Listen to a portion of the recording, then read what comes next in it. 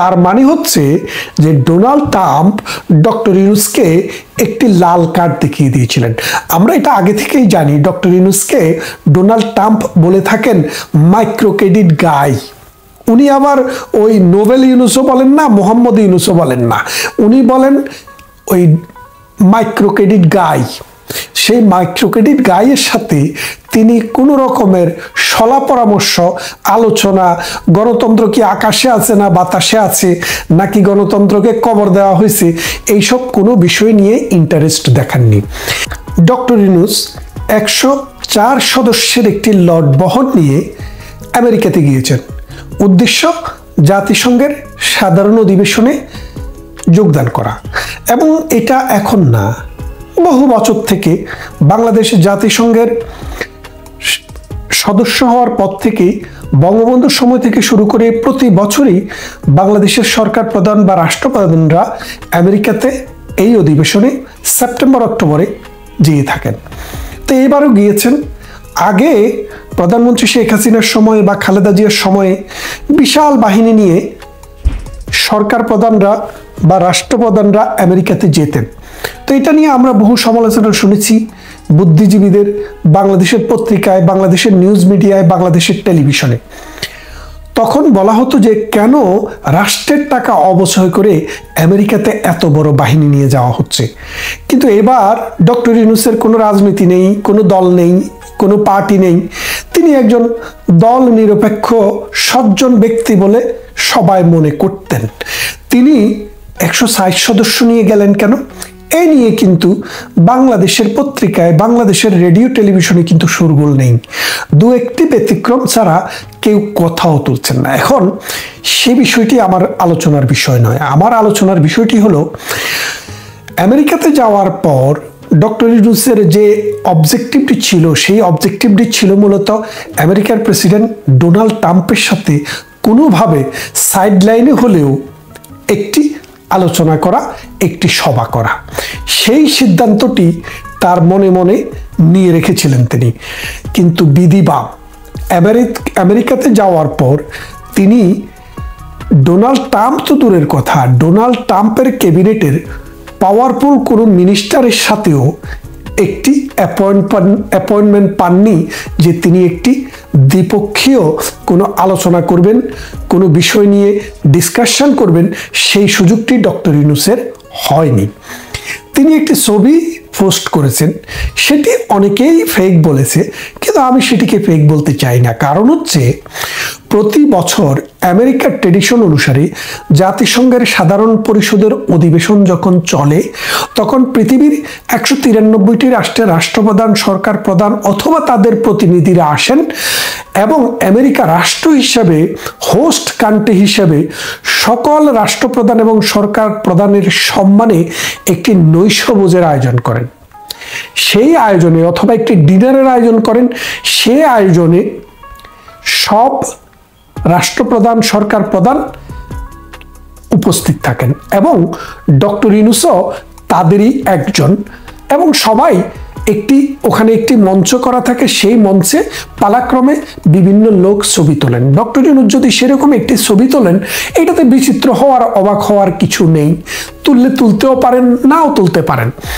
কিন্তু মূল কথাটি হচ্ছে ডোনাল্ড ট্রাম্পের সাথে বা আমেরিকার পররাষ্ট্রমন্ত্রীর সাথে বা অর্থমন্ত্রীর সাথে, অর্থ মন্ত্রণালয়ের দায়িত্বপ্রাপ্ত যিনি, তাদের সাথে তিনি যদি একটি দ্বিপক্ষীয় আলোচনা 10 মিনিটের জন্য করতে পারতেন, তাহলে বাংলাদেশের রেডিও টেলিভিশন যেই তার দালাল চাটুকার যে পত্রিকাগুলো আছে, সেগুলো তাটা মাথায় নিয়ে নাচত। কিন্তু তিনি সেটা পারেননি। কেন পারেননি? এই মূল প্রশ্নটা, আমার আলোচনার মূল কথাটাই হচ্ছে তিনি কেন পারেননি। তার না পারার মূল কারণ হচ্ছে ডোনাল্ড ট্রাম্প এবং মোদি, নরেন্দ্র মোদি, তারা বন্ধু হলো, তাদের মধ্যে এখন একটি অভিমান পর্ব চলছে। কিন্তু অভিমান পর্ব চলুক আর বন্ধুত্বে সিট ধরুক, যত কিছুই হোক, দক্ষিণ পূর্ব এশিয়াতে বাংলাদেশ সম্পর্কে কোনো সিদ্ধান্ত গ্রহণ করতে গেলে, বাংলাদেশ সম্পর্কে কোনো অ্যাপয়েন্টমেন্ট দিতে গেলে ডোনাল্ড ট্রাম্প কিন্তু আমেরিকার এই প্রেসিডেন্ট, ভারতের একটি গ্রিন সিগন্যাল নিয়ে নেন আগে। আমরা যেটা জানতে পেরেছি কূটনীতিক সূত্রের বরাত দিয়ে, আমরা যে খবরটি পেয়েছি, যখনই ডোনাল্ড ট্রাম্পের সাথে বাংলাদেশি লবিরা আলোচনা করেছেন পাকিস্তানের মাধ্যমে যে ডক্টর ইউনূসের সাথে যেন একটি সাক্ষাৎ হয়, আমেরিকার সাথে যখন এই সিগন্যালটি আমেরিকার পররাষ্ট্র দপ্তর চেয়েছিল, তখন ভারতের পক্ষ থেকে তাদের অনিচ্ছার কথা সরাসরিভাবে ডোনাল্ড ট্রাম্পের দপ্তরকে জানিয়ে দেওয়া হয়, আমেরিকার পররাষ্ট্র দপ্তরকে জানিয়ে দেওয়া হয়, যার কারণে ডোনাল্ড ট্রাম্প সরাসরি অথবা সাইড লাইনে কোনো আলোচনায় ডক্টর ইউনূসের সাথে রাজি হননি। এক, দ্বিতীয়ত ডোনাল্ড ট্রাম্পের সাথে একটি টেলিফোন আলোচনা করতে চেয়েছিলেন ডক্টর ইউনূস, সেটিতেও ডোনাল্ড ট্রাম্পের মন্ত্রণালয়, ডোনাল্ড ট্রাম্পের অফিস রাজি হয়নি।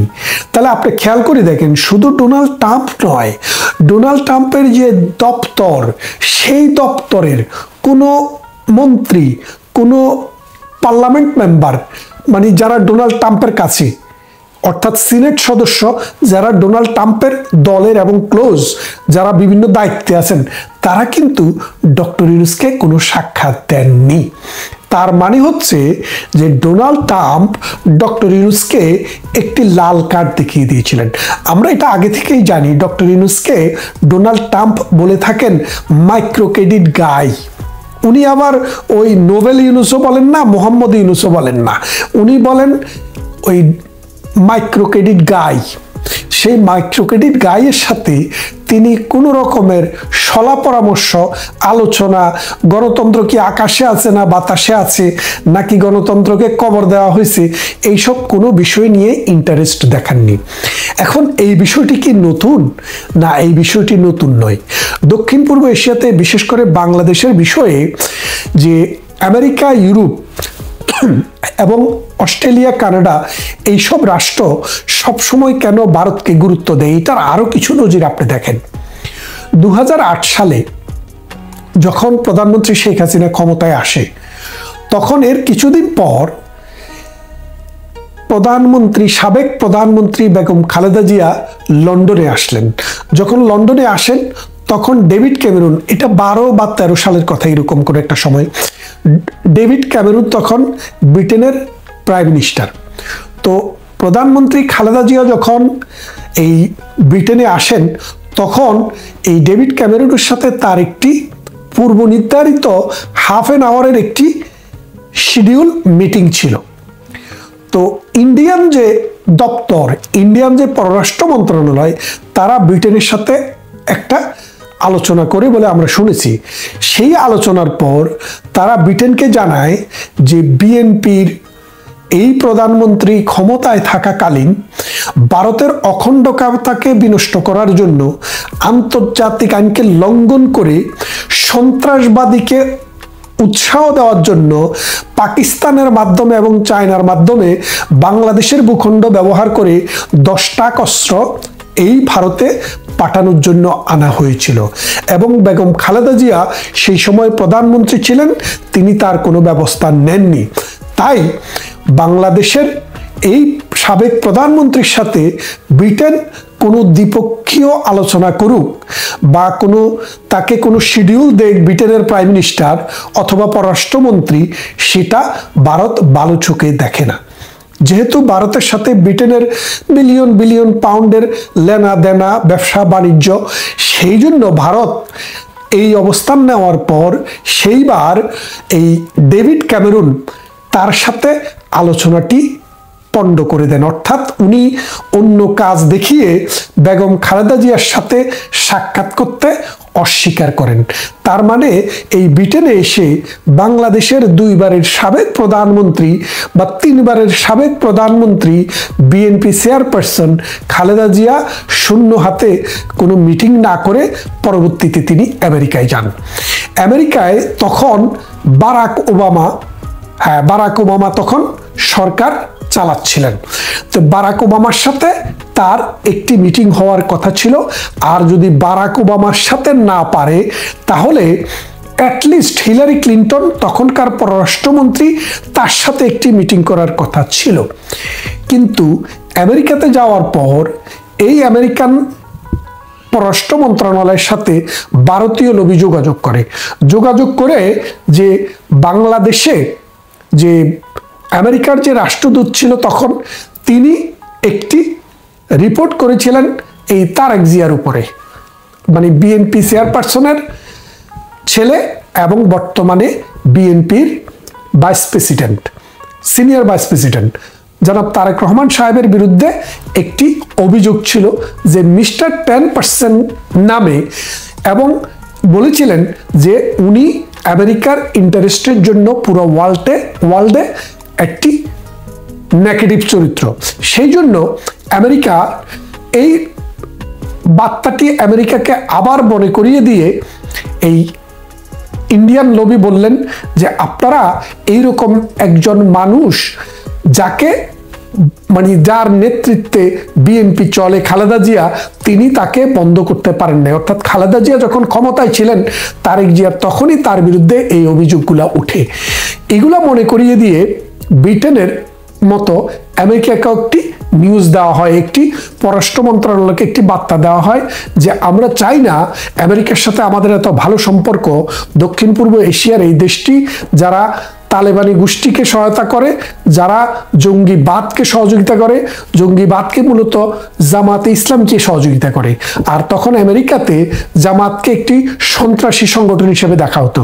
তাই যেহেতু এই জামাতের সাথে বিএনপি যৌথভাবে কোয়ালিশন করে সবসময় চলে, তাদের সাথে যেন আমেরিকার প্রেসিডেন্ট যেন দেখা না করে, সেই জন্য বেগম খালেদা জিয়া আমেরিকাতে গিয়েও শূন্য হাতে তিনি ফিরে এসেছেন। আমেরিকার প্রেসিডেন্টের সাথে সাক্ষাৎ তিনি পাননি। তাহলে আপনারা খেয়াল করে দেখুন যে এটা নতুন কোনো ইতিহাস নয় যে দক্ষিণ পূর্ব এশিয়াতে ভারতের যে অবস্থান, কারণ হচ্ছে দেখেন পাকিস্তানকে কেউ বিশ্বাস করে না।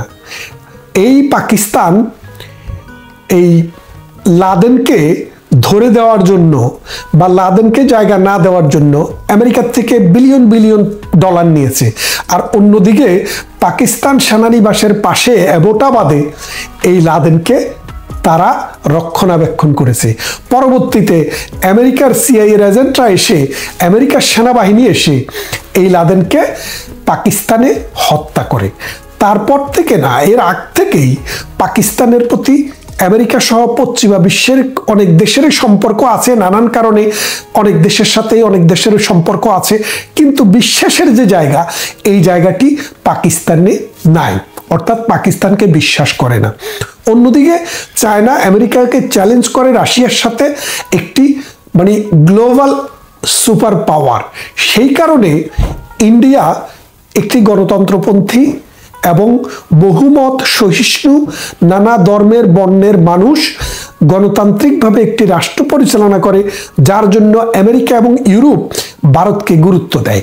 সেই জন্য ভারত যখন কোনো কথা বলে, চায়না এবং পাকিস্তানের কথা মনে রেখে তারা তাদের বন্ধু হিসাবে ভারতের কথাই গ্রহণ করে এবং চায়নার কথা অথবা এই পাকিস্তানের কথা তারা শোনে না। অন্যদিকে বাংলাদেশের সাথে, বিশেষ করে আওয়ামী লীগের সাথে যেহেতু ভারতের সাথে একটি ভালো সম্পর্ক, এটা হিস্ট্রিক্যাল একটা সম্পর্ক। এই সম্পর্কটি কিন্তু ভারত, আমরা সম্পর্কটি তৈরি করেছি তা না, ভারত তার কর্মকাণ্ডের মাধ্যমে সেটা সৃষ্টি করেছে, অর্জন করেছে। 1971 সালে মহান মুক্তিযুদ্ধের সময় আমাদের 1 কোটি মানুষকে আশ্রয় দিয়েছে। যারা মুক্তিযুদ্ধ বলে আজকে গর্ব করেন, তাদের অন্ন, বস্ত্র, বাসস্থান সবকিছুর ব্যবস্থা ভারত করেছে, তাদের ট্রেনিংয়ের ব্যবস্থা, অস্ত্রের ব্যবস্থা করেছে, এবং যুদ্ধ পরবর্তী অতি অল্প সময়ের মধ্যে ভারত তার সেনাবাহিনী আমার স্বাধীন বাংলার ভূখণ্ড থেকে নিয়ে গেছে। ভারতের সাথে আমাদের দ্বিপক্ষীয় যত সমস্যা ছিল, কিছু নদী সমস্যা বাদ দিয়ে, আর most of the problems solve হচ্ছে দুই দেশের আলোচনার ভিত্তিতে। তাই এই ভারতকে বাংলাদেশ যদি গুরুত্ব না নেয়, এবং ডক্টর ইউনূস যতদিন পর্যন্ত বা বিএনপি বা যে কোনো দল যতদিন পর্যন্ত ভারতকে গুরুত্ব না দিবে, ভারতের সাথে বন্ধুত্বপূর্ণ সম্পর্ক তৈরি না করবে, ততদিন পর্যন্ত তারা বহির্বিশ্বে মর্যাদা পাবে না। ঘরের ভিতরেও মানুষের জীবন বদলানো, অর্থনীতির চাকা বদলানো এবং মানুষের গণতান্ত্রিক যে সেন্টিমেন্ট এবং অসাম্প্রদায়িক যে চেতনা এবং বাঙালিত্ব এবং আমাদের কৃষ্টি এবং কালচারকে যে রক্ষা, এটা সম্ভব না। বর্তমানে বাংলাদেশে পাকিস্তানি দ্বারার যে রাজনীতি চলছে, আফগানিস্তানে যেভাবে প্রতিদিন যাওয়া হচ্ছে, বাংলাদেশে যেভাবে পাকিস্তানিরা মামার বাড়ির মতো, খালুর বাড়ির মতো সপ্তাহে সপ্তাহে আসা যাওয়া করছে, এতে কিন্তু পশ্চিমা বিশ্ব অলরেডি ধরেই নিয়েছে বাংলাদেশে একটি তালেবানি, মৌলবাদী, ধর্মাশ্রয়ী বিপ্লব বা আন্দোলন সংগঠিত হতে যাচ্ছে, যেটি সারা বিশ্বের জন্য একটি থ্রেট হয়ে দাঁড়াবে। এবং আমরা জানি না অদূর ভবিষ্যতে আমাদের এই সুন্দর বাংলাদেশে পুরো পৃথিবীর মারণাস্ত্র বর্ষণ করা হয় কিনা। আমরা সেটা থেকে মুক্তি চাই। আসুন আমরা প্রত্যেকের জায়গা থেকে বাঙালিত্ব, স্বাধীনতা, মুক্তিযুদ্ধ, অসাম্প্রদায়িক চেতনা, গণতন্ত্রের প্রতি কমিটমেন্ট দেখিয়ে দেশ এবং জাতির স্বার্থে সবাই সোচ্চার হন। সমাবেশে আমি একটু যেহেতু বলছি গতকালের সমাবেশের কথা তখন আসলো, সেটার একটা কারণ হলো এবার সর্বসংখ্যক লোক কেন উপস্থিত হয়েছে। কারণটা হলো সবাই মনে করে যে আজ থেকে 50 বছর আগে জাতির পিতা বঙ্গবন্ধু যে বিশ্ব দরবারে জাতিসংঘের সদর দপ্তরে এসে সর্বপ্রথম বাংলা ভাষায় বক্তব্য দিয়ে বাংলাদেশে 30 লক্ষ শহীদ, 2 লক্ষ মা বোনের কথা উল্লেখ করেছেন, তাদের জন্য দোয়া করে তাদের কথা বলে, তাদের আত্মত্যাগের কথা বলেছেন। তিনি 7.5 কোটি মানুষ কি 9 মাসে কি দুঃখ দুর্দশা ভেতর তারা অতিবাহিত করেছে তার কথা বলেছেন। 14ই ডিসেম্বরে বুদ্ধিজীবীদের কিভাবে নির্মম ভাবে হত্যা করেছে তাদের কথা বলেছেন। কিন্তু এখানে আমরা দেখলাম কি এবার 22 তারিখে যখন দেখলাম এই ডক্টর ইউনূস সাহেব সেই মুক্তিযুদ্ধের বিপক্ষে যারা ছিল, যারা স্বাধীনতার বিপক্ষে যারা ছিল, যারা জাতীয় পতাকার বিপক্ষে ছিল, যারা জাতীয় সঙ্গীতের বিপক্ষে, সে জামাতে ইসলামের সাধারণ সম্পাদক উনি নিয়েছে।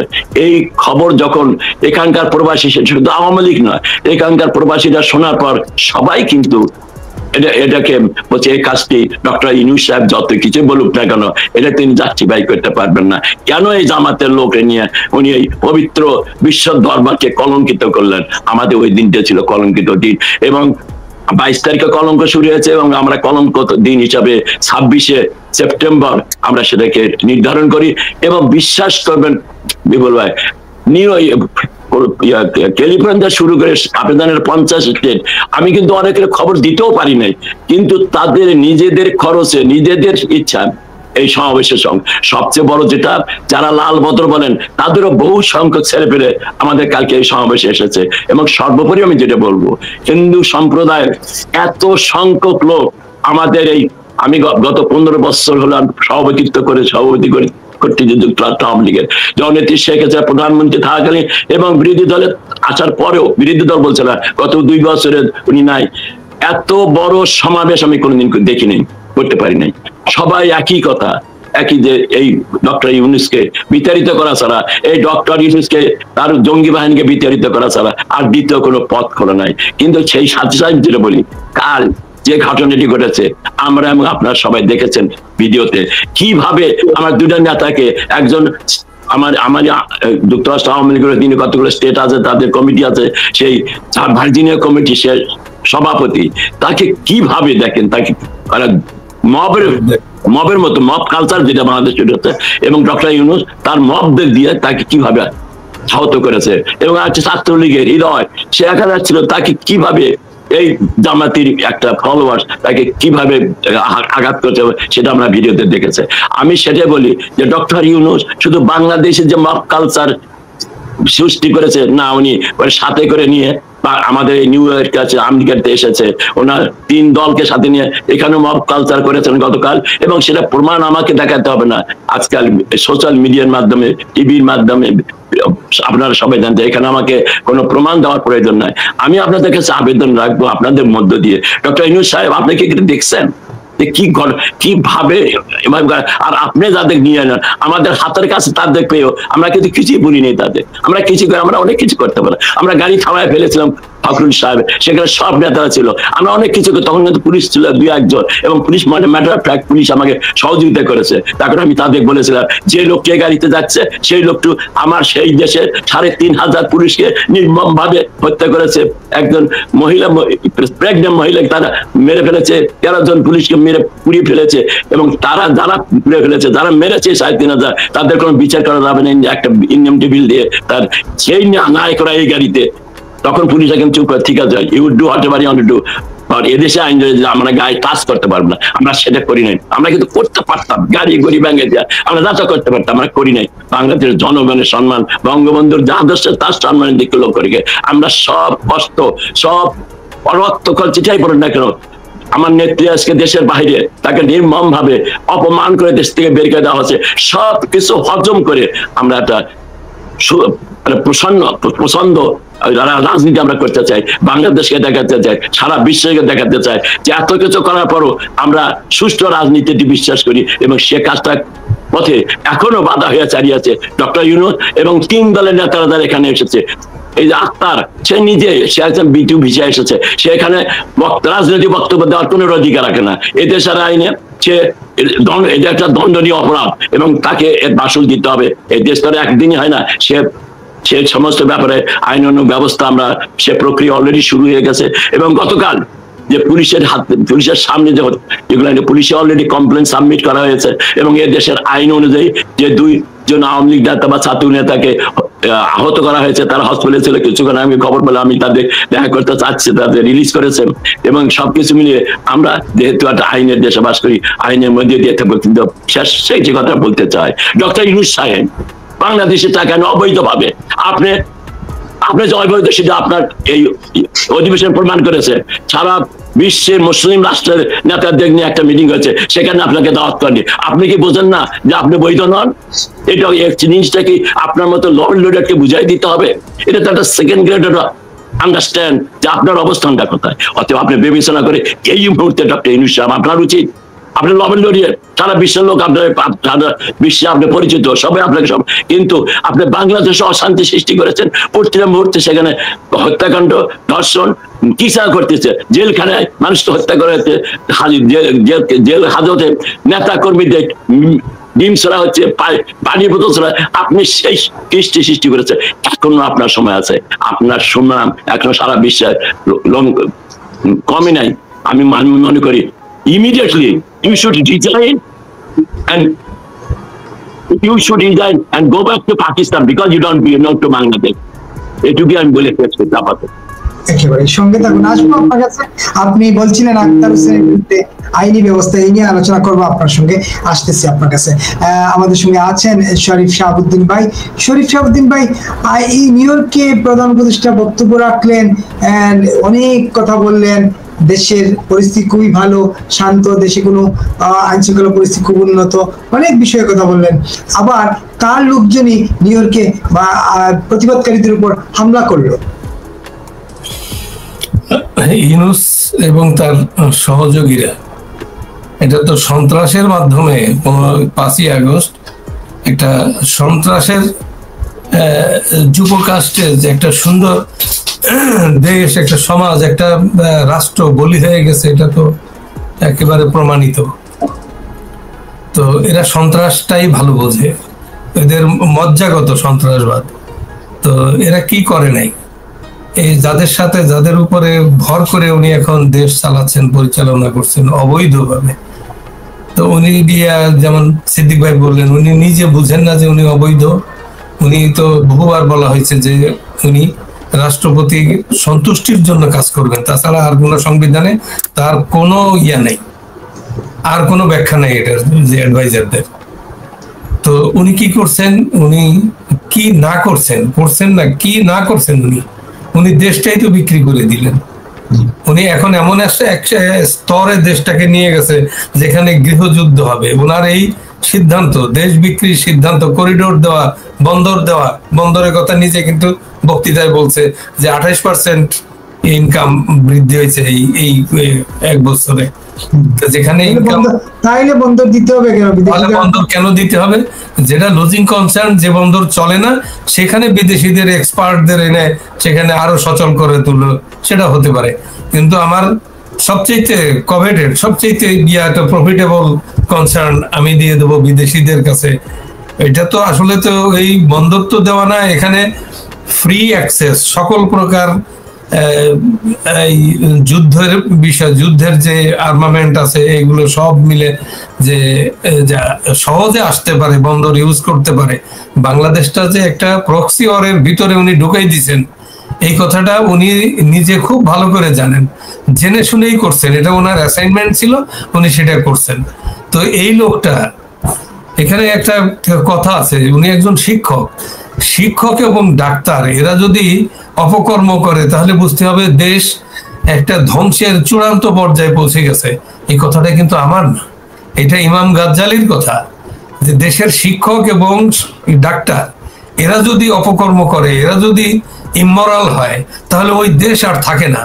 তো উনি একজন শিক্ষক হয়ে উনি কি না করছেন, ওনার ছাত্র, এই দেশের ছাত্র ছাত্রীদের কি অবস্থা, বাংলাদেশের ছাত্রীরা তো ইউনিভার্সিটি কলেজে তাদের উপর যা চলছে, গাছে ঝুলাইয়া মেয়েদেরকে পিটাচ্ছে, নারী নির্যাতন, নারী ধর্ষণ, তারপরে আপনার যে মানবতার যে বিপর্যয়, যে এটা তো মানে পৃথিবীর সকল রেকর্ড ছাড়িয়ে গেছে। সেই সাব সাহারান কান্ট্রিতে যে সব ঘটনা ঘটে, সেই সব জায়গার ঘটনার চাইতো বাংলাদেশে আরো ওয়ার্স্ট সিচুয়েশন ফেস করতেছে বাংলাদেশের মানুষ।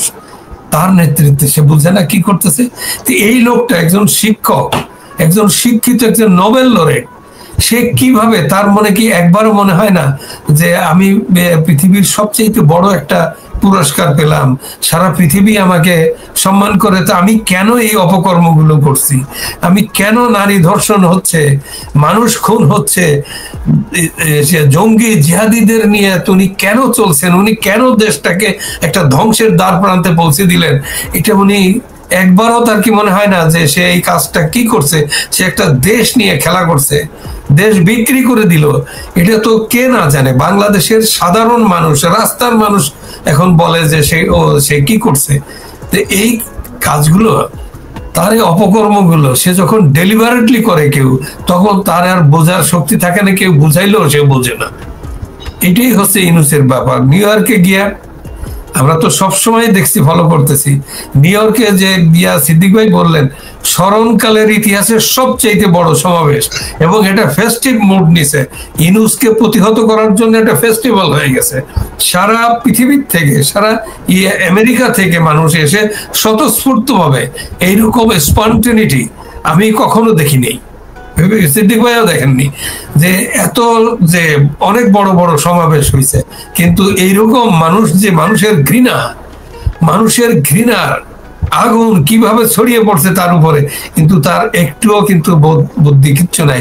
এখনো সে ষড়যন্ত্র করছে, এখনো নিউ ইয়র্কে বসে 700 কোটি টাকার বাজেট, সে এই টাকায় দিয়ে কি করবে, সে লবিস্ট নিয়োগ করতেছে, সে আরো অনেক ষড়যন্ত্রের ভিতরে আছে।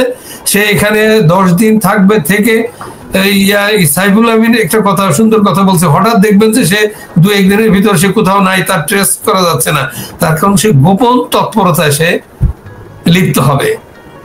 এটা একেবারে সাধারণ মানুষও বুঝে যে সে কি করছে। এখন সে এখনো যে 15 তারিখে ফেব্রুয়ারিতে নির্বাচন, এইটাও শেষ মুহূর্ত পর্যন্ত সে দিবে কিনা ডাউট, একেবারে যথেষ্ট সন্দেহ আছে। সে যে কোনো মুহূর্তে যে কোনো খেলা খেলতে পারে, এবং এই নির্বাচন না হলেই তার কাছে মজা। উনি দেশে তো বিভিন্ন সময় বলছেন যে ফেব্রুয়ারির মধ্যে নির্বাচন হতেই হবে, কোনো ইয়ে নাই। কালকের ভাষণে উনি বলছেন আমরা প্রস্তুতি নিচ্ছি ফেব্রুয়ারিতে নির্বাচনের। কোনটা সঠিক, আসলে হতেই হবে সঠিক নাকি প্রস্তুতি নিচ্ছি? এটাই হচ্ছে, কিন্তু লাস্ট পর্যন্ত মানুষকে ধোকা দিবে, এই বিএনপিকেও ধোকা দিবে সে। তো একবার তার হচ্ছে কি, একটা এই বাংলাদেশটা ডিস্টাবলাইজ থাকুক, তখন সে এনিহাউ টিকে থাকতে পারবে। তার হচ্ছে সে অবৈধ হিসেবে, সে তো তার নোবেল লরেট হিসেবে বলা উচিত ছিল যে না, এই অবৈধ কাজ আমি করতে পারবো না, যেটা সংবিধান আমাকে পারমিট করে না, আমি এই অ্যাডভাইজার হইতে পারবো না। যেমন আগের বার বলছিল যে আমাকে 10 বছরের জন্য যদি দেওয়া হয় তাহলে আমি ক্ষমতা নিতে রাজি আছি। এবার আর যে আমি অবৈধ, সে বুঝে না যে সংবিধান কি বলে। উনি বাংলাদেশের সংবিধান জানেন না, একজন নোবেল লরেট, একজন শিক্ষক, বিশ্ববিদ্যালয়ের শিক্ষক, উনি জানেন না সংবিধান কি, বাংলাদেশের সংবিধানে কি লেখা আছে, কি অধিকার আছে, কি সব প্রিরোগেটিভস আছে, এগুলো উনি বুঝেন না। তো উনি বুঝেন, সব কাজ বুঝে সুঝেই করেন। আপনার এই ইবলিস কিন্তু যা করে সব বুঝে সুঝেই করে সে, আর ইবলিস কখনো ফেরত আসে না, ইবলিস কখনো শুধরায় না। একেবারেই সঙ্গে থাকুন। সিদ্দিক ভাই, আপনি প্রসঙ্গটা তুলছিলেন যে আক্তার হোসেনের বিরুদ্ধে অনেকেই জানতে চেয়েছেন, দর্শক অনেকেই প্রশ্ন করেছেন যে আপনারা আক্তারের বিরুদ্ধে কোনো আইনি পদক্ষেপ নিচ্ছেন কিনা, ইমিগ্রেশন কর্তৃপক্ষ কিংবা এখানকার যে সিস্টেম আইনি যে এইটা আপনারা করছেন কিনা, এইটা একটা প্রশ্ন। আরেকটা প্রশ্ন হলো, গতকালকে যে আপনাদের দুইজন নেতাকর্মীর উপর হামলা হলো, এইটা উস্কানি দিচ্ছে নাকি কোনো একজন ইউটিউবার, আর তার বিরুদ্ধে আপনারা কোনো আইনি পদক্ষেপ নেবেন কিনা জানতে চেয়েছিলেন। যদি আপনি একটু খোলাসা করে বলেন আপনারা আসলে লিগ্যাল কোনো ইয়েতে যাচ্ছেন কিনা। এদেশে কতগুলো নিয়ম রয়েছে আইনি। যখন দুটো জিনিসই আপনারা দেখেছেন, ফটো ভিডিওতে দেখেছেন যে কিভাবে প্রথম রাসেলকে, যে ভার্জিনিয়া স্টেট আওয়ামী লীগের সভাপতি, সে ভুল করে তাদের মানে আমাদের তো পাশাপাশি জায়গায় দিয়েছিল, আমাদের থেকে একটু দূরের ডিস্টেন্স, আমরা রাইট সাইডে ছিলাম, এরা লেফট সাইডে ছিল। ও ভুল করে ওখানে ঢুকছে, তখন তাকে মবের প্রসেসে তাকে কিভাবে ঘেরাও করে তাকে পিটুনিটা দেওয়া হলো। পরে পুলিশ আসলো, সেখানে পুলিশ না আসলে হয়তো আমরা রাসেলকে কালকে নাও পেতে পারতাম জীবিত অবস্থায়, এরকম অবস্থার ভেতর দেখেছিল। এবং সেখানে বিএনপির যে নেতা গিয়াস আহমেদ, সেও সেখানে ছিল। আমি জানি না একজন সিনিয়র নেতা থাকার পরেও কেন আমি একটা স্টেটমেন্টে বলেছি যে যাদের শীর্ষ নেতাকে আমরা কি সম্মান দেখিয়ে আমরা এদেশে আসতে দিলাম এবং নিরাপদে তার আবাসস্থলে চলে গেল, আমরা কি, আমার নেতা কর্মীরা কি অন্যায় করেছে যে এরকম একটা ব্যবস্থা করতে হবে। এবং ইমিডিয়েটলি এটা কিন্তু পুলিশ কমপ্লেন হিসেবে চলে গেছে এদেশের জন্য। এবং যে আহত হয়েছে তাকে হসপিটালে নেওয়া হচ্ছে, কিছুক্ষণ আগে সে হসপিটাল থেকে রিলিজ হয়েছে। তো ফর্মাল কমপ্লেন যেটা করার দরকার এই দেশে, যেটা বাংলাদেশে বলে সরকারি কেস, না মার্ডার কেস বা অন্য কোনো, সিস্টেমটা একই রকম। ভাই ভক্ত লয়ার, উনি ভালো বলতে পারবেন, আমি ওই দিকে অতটা, এই দেশের দায়িত্ব, পুলিশের দায়িত্ব, অ্যাডমিশনের দায়িত্ব, কেউ আক্রান্ত হলে তাকে রক্ষা করা এবং যা আক্রমণ করেছে তাকে এ দেশের আইনে আনা। এবং সেটাই হয়েছে।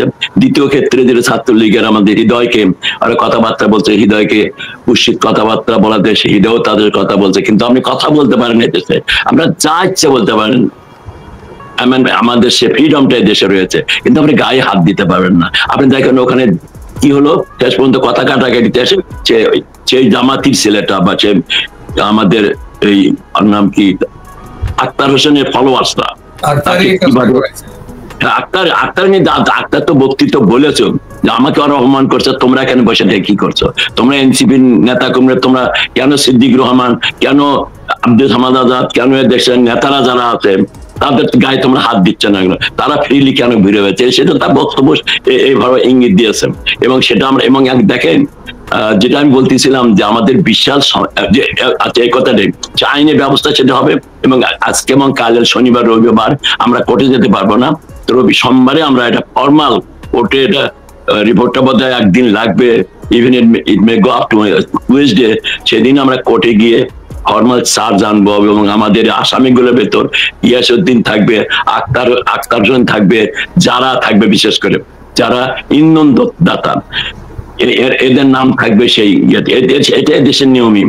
আর দ্বিতীয় কথা যেটা বলতে চাচ্ছিলাম যে আমাদের সমাগমটা যে হয়েছে, এটা যে শুধু আমাদের যুক্তরাষ্ট্রের যারা তারা কিন্তু মিডল ইস্ট থেকে এসেছে, চীন থেকে এসেছে, লন্ডন থেকে এসেছে, ইউরোপিয়ান কান্ট্রি থেকে অনেক নেতা কর্মী এসেছে, সর্বোপরি কানাডার থেকে প্রায় 100 জনের মতো তারা এই সমাবেশে গতকাল যোগ দিয়েছিল ধিক্কার জানানোর জন্য এই ডক্টর ইউনূসকে, তুমি এই দেশটাকে মব রাষ্ট্র বানিয়ে দিচ্ছ, তুমি মব রাজা, please please stay away from this politics.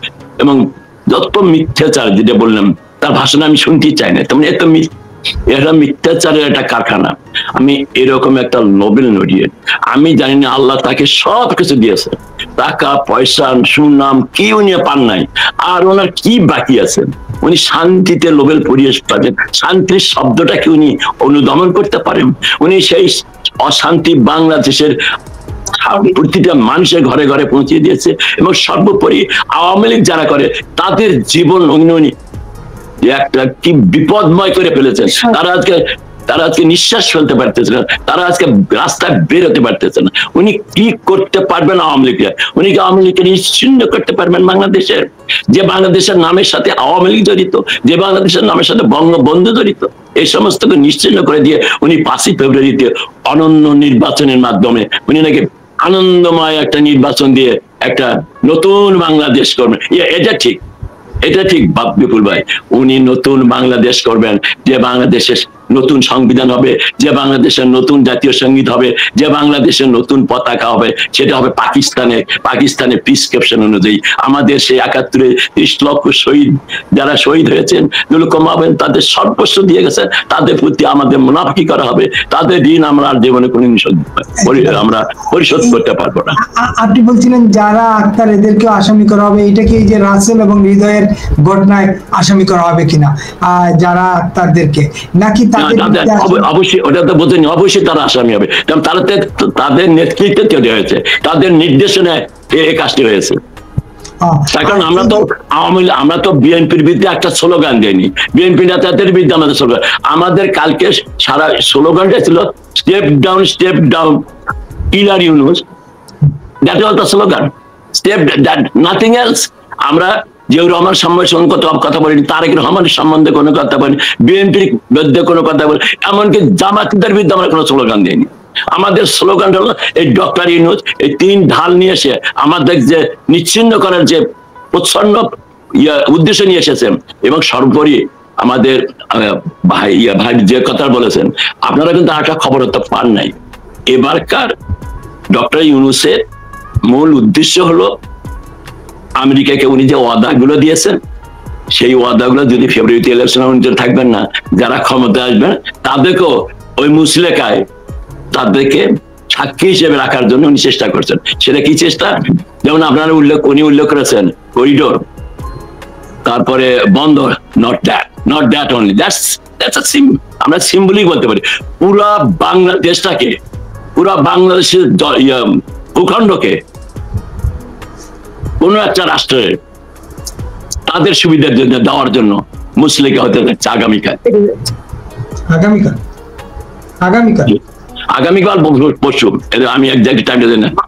তারা চেষ্টা করছে, আমরা ওয়ার্নিং দিয়েছি, এই কাজ যদি তোমরা করো তোমাদের বাংলাদেশের মাটিতে তোমরা পৌঁছতে পারবে, এবং বাংলাদেশের 17 কোটি মানুষ তোমাদের ধিক্কার জানাবে। এবং তোমরা জানো না বাংলাদেশের মানুষ কখন কি রূপ নেয়, যেটা আমি বলেছিলাম আমার এই 4 মাস আগে, তোমরা আওয়ামী লীগের একটা রূপ দেখেছো, আর একটা রূপ দেখো না, সেটা আমরা 22 তারিখে দেখেছিলাম। আমাদের সে ভয়ঙ্কর রূপ, শুধু আমার না, এই ভয়ঙ্কর রূপ 30 লক্ষ শহীদের মা বোনের এবং 2 লক্ষ মা বোনের উদ্দেশ্যে যে দেশটি, যে জাতিটি, তাদের ভয়ঙ্কর রূপ তারা দেখবে।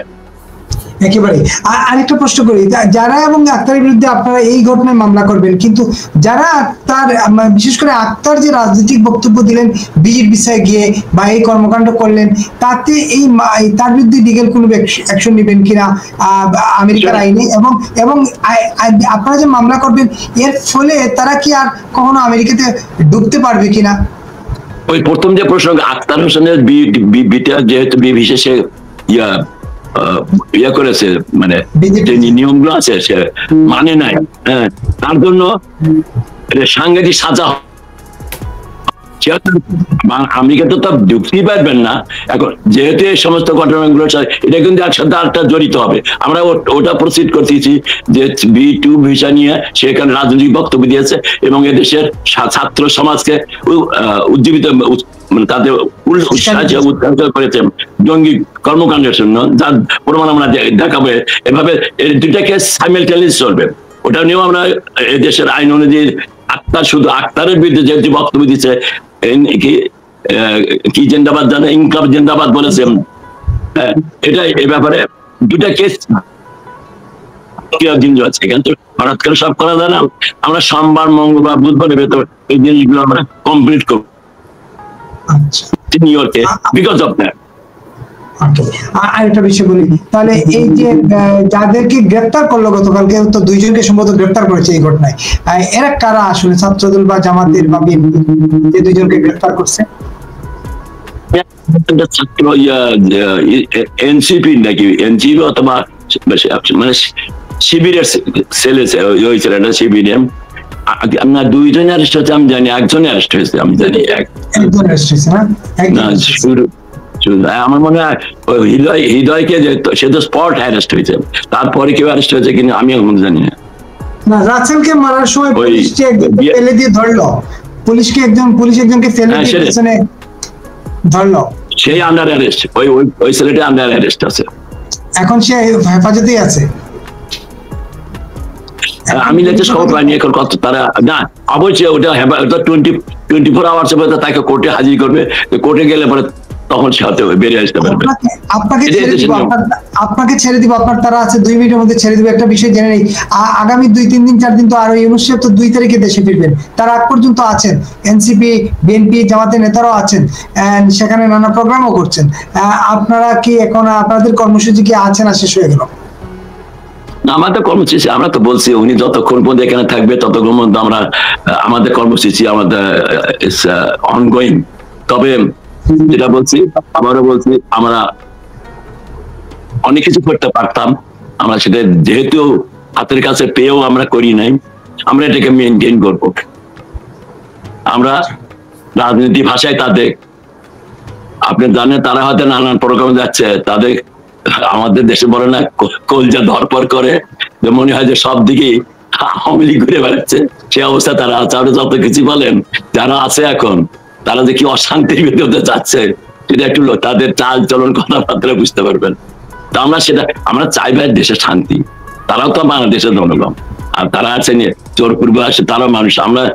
তারা যে লেভেলে আমাদের প্রতি অন্যায় করেছে, মুক্তিযুদ্ধের স্লোগানকে, মুক্তিযোদ্ধাদের যেভাবে অপমান করেছে বাংলাদেশে, আমাদের তো অন্তর্জালা তো আছে ভাই, এত কিছু সহ্য করছি শুধু জাতির পিতা বঙ্গবন্ধু, তার যে দলে আমরা বিশ্বাস করি, তোমাদের কেউ দাবা রাখতে পারবে না, আমরা সেভাবেই বিশ্বাস করি। এবং যখন যার যা আছে তাই নিয়ে শত্রুর মোকাবেলা করতে হবে, আমরা সেটাই করছি, সেটাই করে যাব।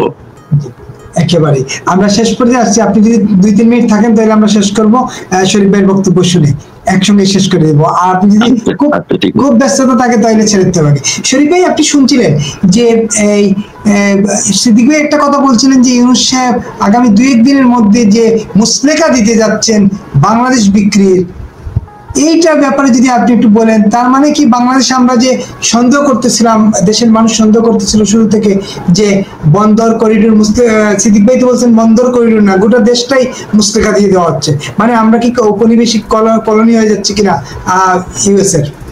একদম একদম সিদ্দিক ভাইও ঠিক বলছেন, এবং আপনার অনুষ্ঠানেই আপনি ফলো করছেন কিনা সাইফুল আমিন এই কথাটাই বলছে যে আপনারা দেখবেন যে হঠাৎ একদিন বা 2 দিন ইউনূস তার টিম নিয়ে আসে, তাকে দেখা যাবে না সে কোথায় আছে, একটা ক্ল্যান্ডেস্টাইন একটা গোপন তৎপরতা তার শুরু হবে। একদম খাঁটি কথা, এটাই সিদ্দিক ভাই যেটা বললেন। সে এই দেশটাকে সে যখন একেবারে দেখছে যে পানিতে যখন নেমেই পড়ছি এরকম বিষয়টা, সে যখন দালাল হয়েই গেছে, তখন তার ভিতরে এই জিনিসটা ভিতরে ঢুকছে যে এট এনি কস্ট আমাকে এগিয়ে যেতে হবে। সে তাই করছে, এবং এখন সে দেশ এবং দেশের মানুষ এই কোনো কিছু সে চিন্তা করছে না।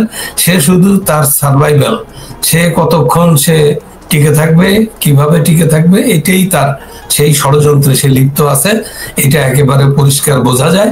সে এই এত লোক নিয়ে কেন গেছে, আরো কত লোক নিয়ে গেছে, সবাই কিন্তু সার্ফেসে আসেনি, কাউকে সবাইকে কিন্তু ক্যামেরার সামনে দেখা যায়নি। সে বিশাল টিম, 104 জন লোকের টিম। আমরা তো দেখলাম তাকে এই আলমগীর সহ ফখরুল ইসলাম আলমগীর সহ 15-20 জন লোক তার সামনে বসে আছে, তার ক্লাব দিচ্ছে তার বক্তৃতার সময়। আর বাদ বাকি লোকগুলো 104 জন লোক থাকলেই তো হলটা অর্ধেক ভরে যেত। তো দেখলাম না তো, হল তো পুরো ফাঁকা। তো সে তার এই আমি আগেই বলছি, সিলমারা শয়তান ইবলিস কিন্তু কোনোদিন হবে না, শোধরাবে না। তা সে এগিয়ে যাবে যে বাংলাদেশটাকেই সে ধরে ফেলছে। এবং আগেই তো সবাই, অধিকাংশ যারা একটু বুঝে, যারা সচেতন মানুষ, তারা বুঝছে যে বাংলাদেশটাকে একটা প্রক্সি ওয়ারের ভিতরে। আপনি মনে করেন যে এখানে যদি বহিঃশত্রু এসে এখানে মুভমেন্ট শুরু করে, ভারত এটাকে কোনো অবস্থাতেই মেনে নেবে না, চীন এটা মেনে নেবে না, রাশিয়া মেনে নেবে না। আপনার কি হবে যে এই বার্মার ভিতরে এসে চীনের লোক, আমার কাছে একটা খবর আছে, 5 লক্ষ প্রাইভেট আর্মি বার্মায় ঢুকে পড়ছে চীনের। এখানে হবে গেরিলা যুদ্ধ। যদি সত্যিকারের যুদ্ধ হয়, যদি এখানে ওই আরো ব্যাপকভাবে আসে, তাহলে গেরিলা যুদ্ধ হবে এবং ভিয়েতনামের মতো হবে, ভিয়েতনামের মতো পরাজয় ঘটবে। কারণ এরা কেউ সার্ফেসে আসবে না, সরাসরি যুদ্ধে নামবে না, রাশিয়াও নামবে না, চীনও নামবে না, ইন্ডিয়াও নামবে না। এরা গেরিলা যুদ্ধের জন্য যা কিছু সাহায্য করা দরকার করবে, সবকিছু করবে। এইখানেও আবার ভিয়েতনামের মতো, আফগানিস্তানের মতো বেইজ্জত হবে এই মুভটা, এটা আমি দৃঢ় বিশ্বাস আমার। একেবারে শেষ করি সিদ্দিক ভাই, একটা কথা আমি আর একটা কথা বলতে চাই, সেটা হলো যে এই ওদের যে ক্যারেক্টার, আপনি দেখেন যে আক্তার সে যে তাকে যে এত মানুষের, এই মানুষগুলো কিন্তু সন্ত্রাসী না, এই মানুষগুলো কিন্তু এই যারা জড় হয়েছে এর ভিতরে ডাক্তার, ইঞ্জিনিয়ার, ব্যবসায়ী, আইটি এর লোকজন আছে এই প্রতিবাদের। এটা ফেস্টিভ মোড। এইখানে কোনো সন্ত্রাসী আসে নাই, এইখানে কোনো রাস্তার লোক জঙ্গি জিহাদি আসে নাই। তারা এখানে এসে প্রতিবাদ করছে। প্রতিবাদের একটা ভাষা আছে। আপনার ডিম ছুড়ে মারছিল, আমি এর আগে বলছি কিনা, কুইন এলিজাবেথে 1986-এ নিউজিল্যান্ডে ডিম ছুড়ে মারছিল, কিচ্ছু হয়নি। তার ছেলে এই যে রাজা, এখন রাজা, যে সে নর্থ এই ইংল্যান্ডে গেলে কিছুদিন আগে তাকে ডিম মারছে। তো ডিম মারা কিন্তু এটা একটা প্রতিবাদের ভাষা। ও এটাই বোঝে না, ডিম মারাকে ও বলছে সন্ত্রাসী কার্যকলাপ। ওরা যে কত নিচু, ওরা যে এদেরকে একটা বেকায়দায় ফেলানোর জন্য ওরা যে কেস দিল, সেই কেসে বলছে কি, তাসনিম যারাকে বলছে ধর্ষণ করছে আর ওকে হত্যা করতে গেছে। তাসনিম যারাকে ধর্ষণ করছে, এটাতে তাসনিম যারা তো একটা মেডিকেলের ছাত্রী, তার তো প্রতিবাদ করা উচিত ছিল। তাকে কি করছে আওয়ামী লীগের লোকেরা, সিদ্দিক ভাই তো বলছেন, আওয়ামী লীগের লোকেরা বলছে না, মেয়ে লোক, তাদেরকে সম্মান। একেবারে এটা তো একেবারে দেখাই গেছে ভিডিওতে। সঙ্গে থাকুন সিদ্দিক ভাই, একটা প্রশ্ন করে শেষ করি, আপনাকে বের হতেই হবে, আপনাকে আমি ভাষা আটকে রাখছি। সেটা হচ্ছে যে এই যে মামলা করলে, তারা যদি দেশে আসার আগে মামলা করে, সেক্ষেত্রে তাদেরকে কি কোনো জেরা করবে কিনা, নাকি আপনারা মামলা করতে বলতে তারা দেশে চলে আসবে? আমরা চেষ্টা করতেছি দেশে যাওয়ার। অনেক সময় তো যাওয়ার কথা হলে অনেকে পরে যায়। আমরা চাচ্ছি তাদের থাকাকালীন অবস্থায় কেসটা খারাপ করলে তারা হয়তো নাও যেতে পারে। তারা তো প্রধান উপদেষ্টার সঙ্গেই ফিরে আসবে, কারণ পরে আসবে না। আপনারা যেভাবে তারা করছেন, তারা সে ভয় আর তারা ভীত আছে। তা আমরা যত চেষ্টা করতেছি যে এই বিশেষ করে এই আমার একটা, আমিও শিক্ষক ছিলাম, শিক্ষকতা করেছি, একটা ছাত্র তুল্য আমার কাছে। কিন্তু ওর যে ভাষা, ও যেভাবে বঙ্গবন্ধুকে মানে কথা, যে ভাষায় কথা বলে, আমাদের মুক্তিযুদ্ধকে নিয়ে যেভাবে কথা বলে, এটা সহ্য করার মতো নয়। এটা আবেগতাড়িত হই আমি মাঝে মাঝে, এবং তখন মনে হয় যে কোনো জিনিস করতে ইচ্ছা করে। ছাত্র মনে হয় তার কথাবার্তা, তার দেখে, তার চালচলন, তার পোশাক, না সেটা তো হয়নি। এবং সেটার কারণটা ভাই আপনি বলেছেন, ডক্টর ইউনূস বিশ্ববিদ্যালয়ের শিক্ষক ছিলেন, ওরা তো এখন ডক্টর ইউনূসের ছাত্র হয়ে গেছেন। আমি ওই অর্থে বলছি, উনি বলেন যে তারাই তাকে নিয়োগ দিয়েছেন, অতএব নিয়োগকর্তা যা বলেন উনি তো তাই করছেন। এবং সেই শক্তিতে বলিয়ান হয়তো আক্তারের মতো ছেলে, যে আমার কি বলবো আর কি, আমি অত কম্পেয়ার করতে যাচ্ছি না, যে ল্যাঙ্গুয়েজে কথা বলে মনে হচ্ছে সে দেশের প্রধানমন্ত্রী, মনে হচ্ছে সে দেশটাকে পরিচালনা করছে। এবং শুধু সেই নয়, সে তথাকথিত সমন্বয়করা দেশটা যারা ধ্বংসের শেষ প্রান্তে আজকে নিয়ে এসেছে, অসংখ্য মানুষকে হত্যা করেছে, পুলিশে হত্যা করার যে মিটাকুলাস ডিজাইন তাদের, মানে ডক্টর ইউনূস সাহেব, এর সবকিছু মিলিয়ে আমাদের দুর্ভাগ্য ভাই। আমার কেন আমি মাঝে মাঝে বলি জাতিপিতা বঙ্গবন্ধু তার জীবনের প্রাইম টাইমটা কেন এই জাতির জন্য দিয়ে, এই জাতিকে কেন একটা পতাকা দিয়ে গেছেন, কেন দিয়েছেন বাংলাদেশ থেকে, কেন আমরা কিন্তু সেটা টিকে রাখতে পারছি না। এটা বিপুল ভাই আপনারা আমার সবার দায়িত্ব এখন, যে মসলিকা দেওয়া, যে কাজটা ডক্টর ইউনূস করতে যাচ্ছেন 3 দলের নেতাদের নিয়ে, please we have to be ready to face this consequences. আমরা তাদের সেটা হতে দেব না। আমরা সেই শহীদদের রক্তের ঋণ আমাদের পরিশোধ করতে হবে। আমি আপনার এই আলোচনার মাধ্যমে বলতে চাই, বাংলাদেশের তরুণ সমাজকে এই স্বাধীনতা, এই পতাকা, এই জাতীয় সঙ্গীত তোমাদের রক্ষা করতে হবে। তার জন্য প্রয়োজন হলে আমাদের অনেকে জীবন দিয়েছে, অনেকে আরো আমরা জীবন দেব, আরো রক্ত দেব, আরো জেলে যাব, কিন্তু তাদের এই নীলনস্কে আমরা প্রতিষ্ঠিত করতে দেব না। বঙ্গবন্ধুর সৈনিকরা আমরা যতদিন বেঁচে আছি, মুক্তিযুদ্ধের বিশ্বাসীরা আমরা ততদিন বেঁচে আছি, এই রাজাকার আল বদরদের সেই ব্লুপ্রিন্ট, সেই ৭১-এর ব্লুপ্রিন্ট বাংলাদেশে আমরা হতে দেব না, ইনশাআল্লাহ।